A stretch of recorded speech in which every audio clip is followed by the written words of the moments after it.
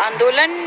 बेहतरीन स्थिति में है। लगातार जनता की प्रेरणा बन रहा है आंदोलन, और आज के माहौल में तो और ज़्यादा ये दिखा रहा है कि एक्चुअली अगर ये आंदोलन नहीं लड़ा जाएगा तो अनाज की कालाबाजारी जब होगी, तो जिस तरह से आज ऑक्सीजन की कालाबाजारी, जिस तरह से कॉरपोरेट का स्वास्थ्य क्षेत्र के ऊपर जिस तरह से हमला है और लोग किस तरह से 10-10 लाख रुपए के कॉरपोरेट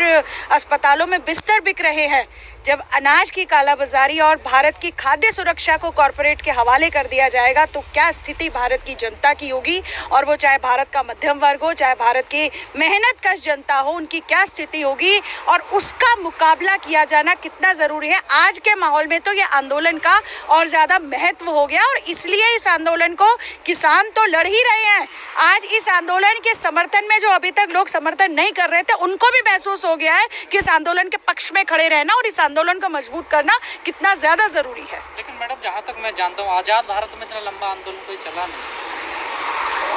देखिए, सवाल आज़ाद भारत का नहीं है, सवाल ये है कि 1947 के पहले भी भारत में जो ताकतें राज कर रही थी, 1947 के बाद भी लगभग उसी वर्ग का राज है। उस समय अंग्रेज प्रत्यक्ष रूप से राज कर रहे थे और आज अंग्रेज़ों के नुमाइंदे राज कर रहे हैं, क्योंकि आज बिल्कुल देखने को मिल रहा है किस तरीके से अदानी, अंबानी, वॉलमार्ट जैसे कॉरपोरेट घरानों की सहूलियत के लिए भारत की जनता को बेचा जा रहा है भारत के शासकों के द्वारा। तो राज तो उसी वर्ग का है जिसका 1947 से पहले राज था, और भारत के किसानों को और किसान का जीवन 1947 से पहले भी बहुत कष्टमय था। और उत्तरोत्तर सरकारों की जो कृषि विरोधी नीतियां हैं, जो भारत के अंदर जिस तरह का मॉडल भारत की जनता के ऊपर थोपा गया, जो कि विदेशी पूंजी पर आधारित मॉडल था, उस मॉडल के चलते भारत की जनता की खरीदने की क्षमता जो खत्म की गई है, और भारत के किसानों को पता है कि चाहे अंग्रेज़ों का प्रत्यक्ष रूल हो, प्रत्यक्ष राज रहा हो, या फिर आज अंग्रेज़ों के नुमाइंदों का राज रहा हो, कॉरपोरेटों का राज चल रहा है, तो लड़ाई तो लंबी होती है। और किसान है, इसको तो वैसे ही धैर्य के साथ जीवन को पैदा करता है। किसान जो अनाज जीवन होता है, और जीवन को पैदा करने का काम वो कष्ट किसान झेलता है, और वो करता है आंधी बारिश तूफान में लंबा समय लगा कर। तो उसको अपने आंदोलन में भी लंबा समय, उसको पता है कि ये लंबी लड़ाई है, क्योंकि कॉरपोरेटों के खिलाफ की लड़ाई है ये, और पूरी जोश और शहादत देने के जज्बे के साथ किसान लड़ रहा है। मैडम, ये किसानों की लड़ाई सरकार से, उद्योगपतियों से, दोनों से है। आज सरकार क्योंकि उद्योगपतियों की नुमाइंदगी कर रही है, सरकार जिसका काम है वो सरकार जो कि भारत के संविधान के अनुसार चलनी चाहिए, और भारत का संविधान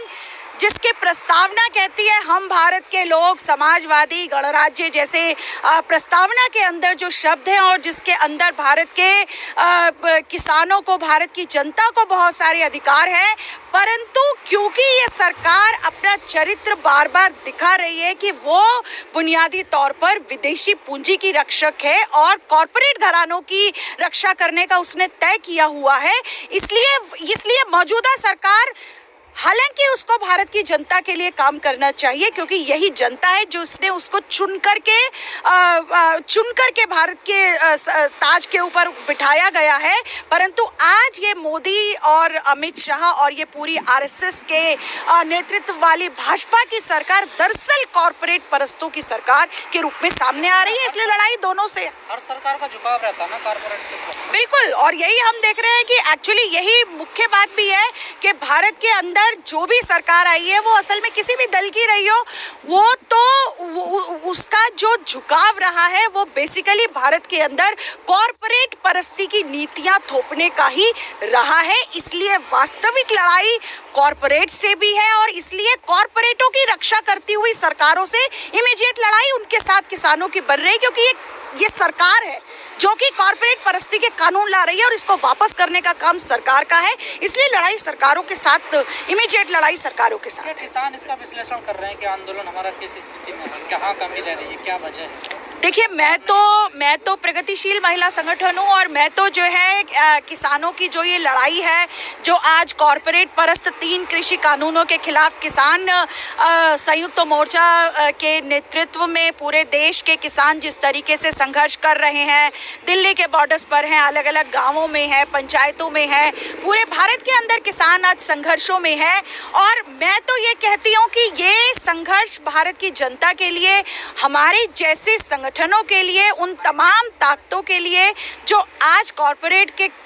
के चुनौतियों को देख पा रहे हैं, कॉरपोरेट के हमलों को झेल पा रहे हैं, खासकर कोविड के काल के अंदर, तो ये किसानों का आंदोलन बहुत प्रेरणा का स्रोत है आज। और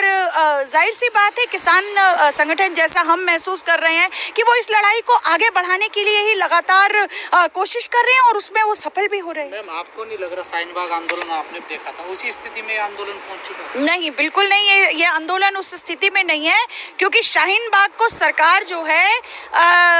कह लीजिए कि सरकार उसको कुचलने में, क्योंकि जिस तरीके से दिल्ली के अंदर उन्होंने फरवरी के अंदर जिस तरीके से पूरा हिंसा का दौर दिल्ली के अंदर चलवाया शाहीन बाग को लेकर के, और फिर भी शाहीन बाग चला, और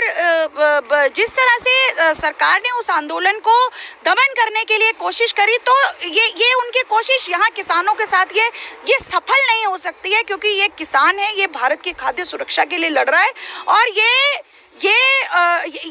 जानते हुए कि किस तरीके से इसका मुकाबला करना है, किसान तमाम सरकारों के मंसूबों को समझते हुए, और क्योंकि ये ऐसे माहौल में हो रहा है जब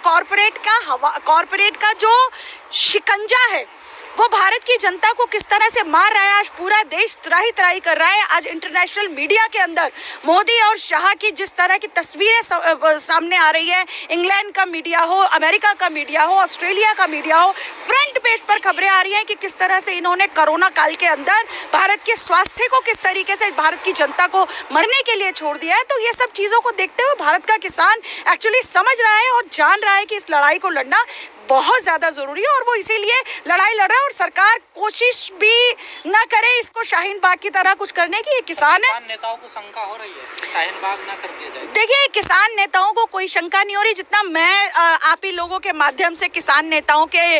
इंटरव्यूज़ को देखती हूँ और किसान